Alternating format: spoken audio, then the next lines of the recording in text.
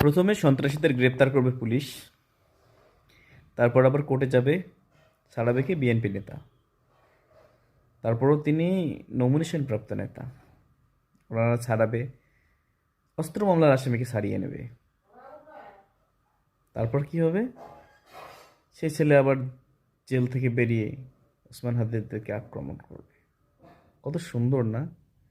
টাকার ডিলের কাছে জীবন কতটা অসহায়। কত টাকায় ডিল হয়েছিল, আর কোন বিচারকই বা তার জামিন দিয়েছিল?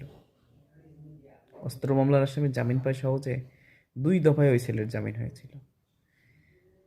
এটা তো শুধু হাদির ক্ষেত্রে খুন হয়েছে বলে প্রকাশ পেয়েছে, এরকম হাজারো হাজারো সন্ত্রাসী আছে আওয়ামী লীগের।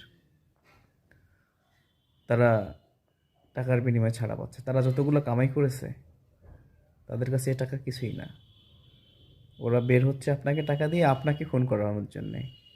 Ready for die man, ready for die. দয়া করে আর কাউকে অনুগ্রহ দেখাইতে যাবেন না। হ্যাঁ, নিরপরাধী হলে সে শাস্তি না পাক, কিন্তু আওয়ামী লীগ নিরপরাধী হয় কিভাবে? প্রশ্ন হলো এখানে, কোন আওয়ামী লীগটা নিরপরাধী?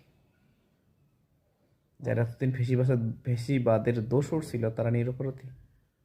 হতেই পারে না, কোশ্চেন কাঁদেও না। আপনার ভোটের অধিকার কেড়ে নিছিল, আলেম সাহেবরা কথা বলতে পারতো না, ভুলে গেলেন? যান না ভুলে। আজ হাদি মরছে, কাল আপনি, পরশুদিন হয়তো আমি। আসসালামু আলাইকুম।